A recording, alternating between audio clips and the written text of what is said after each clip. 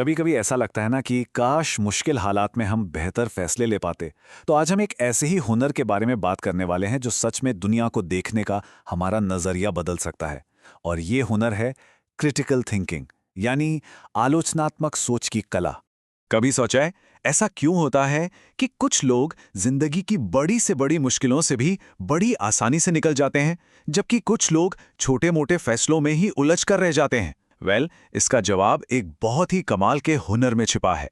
तो ये critical thinking आखिर है क्या?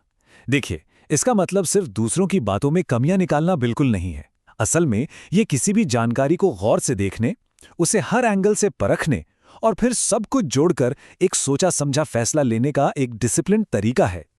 और पता है सबसे अच्छी बात क्या है? ये कोई ऐसी चीज नहीं है जो किसी को जन्म से मिलती है।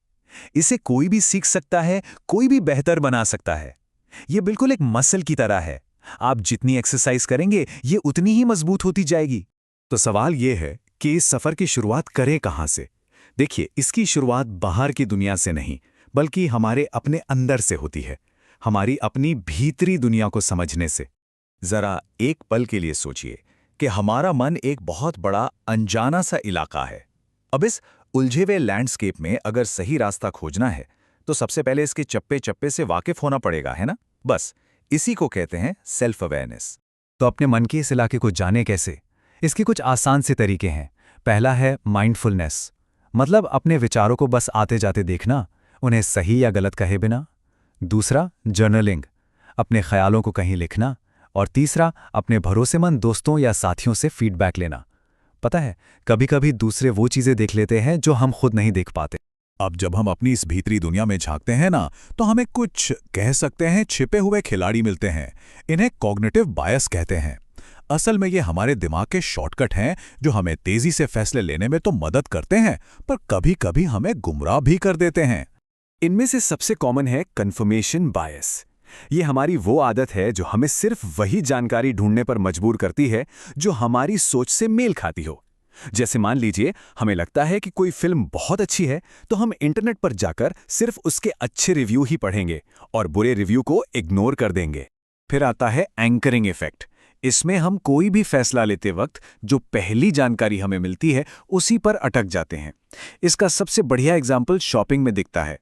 अगर किसी चीज का प्राइस टैग बहुत ज्यादा लिखा हो तो बाद में मिलने वाला छोटा सा डिस्काउंट भी हमें बहुत बड़ा लगने लगता है, भले ही चीज की असल कीमत उतनी ही हो। ठीक है, तो अब जब हमने अपने मन के इन छुपे हुए खिलाड़ियों को पहचान लिया है, तो अब वक्त है उन टूल्स के बारे में जानने का जो हमें एक बेहतर थिंकर बनने में मदद करेंगे। सोचिए, जैसे किसी एक्सप्लोरर को जंगल में सही टूल्स चाहिए होते हैं ना, बिल्कुल वैसे ही हमारे दिमाग को भी चाहिए। और हमारे दिमाग के टूल्स क्या हैं? लॉजिकल रीजनिंग, यानी तर्क से सोचना, और एविडेंस बेस्ड थिंकिंग, यानी सबूतों पर भरोसा करना। इन टूल्स का इस्तेमाल करते हुए हमें कुछ आम तार्किक धोखों से भी बचना होगा। जैसे एक है एड होमिनम। ये तब होता है जब कोई मुद्दे की बात छोड़कर बात कहने वाले इंसान पर ही हमला करने लगता है। दूसरा है फॉल्स डाइकोटमी, मतलब जब कोई सिचुएशन को ऐसे दिखाए कि बस दो ही ऑप्शन है, या तो ये या फिर वो, जबकि असल में कई और रास्ते हो सकते हैं। और तीसरा है स्लिपरी स्लोप। ये मान लेना कि अगर एक छोटी सी चीज हुई तो बस उसके बाद तो एक के बाद एक बुरी चीजें होती ही चली जाएंगी। अच्छा, अब बात करते हैं कि दूसरों की दलीलों को कैसे देखें। एक तरीका तो है स्ट्रॉ मैनिंग, जिसमें हम किसी की बात के सबसे कमजोर पॉइंट को पकड़कर उस पर हमला बोल देते हैं। लेकिन इससे कहीं बेहतर तरीका है स्टील मैनिंग। इसमें हम सामने वाले के तर्क के सबसे मजबूत रूप को समझते हैं और फिर उसका जवाब देते हैं। ये दिखाता है कि हमारा मकसद सिर्फ बहस जीतना नहीं, बल्कि सच में बात को समझना है। तो इन सारे टूल्स का इस्तेमाल करके किसी बड़ी कॉम्प्लेक्स प्रॉब्लम को कैसे सॉल्व करें? इसे एक उलझी हुई गांठ की तरह देखिए। सबसे पहला काम है गांठ को समझने के लिए उसे छोटे छोटे हिस्सों में तोड़ना। उसके बाद हर तरह की जानकारी इकट्ठा करना। फिर बिना सही गलत की परवाह किए जितने हो सकें उतने आइडियाज सोचना। इसके बाद हर आइडिया के फायदे और नुकसान को तौलना, और आखिर में सबसे बेहतर उपाय को लागू करना और देखते रहना कि वो काम कर भी रहा है या नहीं। ओके, तो हमने अपनी भीतरी दुनिया को समझ लिया, हमारे पास टूल्स भी आ गए। अब असली काम शुरू होता है, इन स्किल्स को असल जिंदगी में प्रैक्टिस करने का।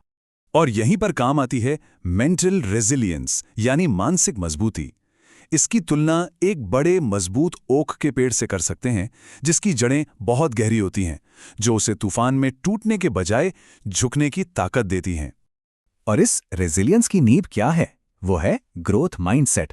ये बस एक छोटा सा विश्वास है कि हमारी काबिलियत और समझ पत्थर की लकीर नहीं है। हम मेहनत और लगन से इसे और बढ़ा सकते हैं। इस सोच के साथ मुश्किलें हमें डराती नहीं, बल्कि कुछ नया सीखने का मौका बन जाती हैं। तो सवाल उठता है कि ये सब करने का फायदा क्या है? देखिए, फायदे बहुत बड़े हैं। हमारे रिश्ते बेहतर होते हैं क्योंकि हम दूसरों को बेहतर तरीके से समझने लगते हैं।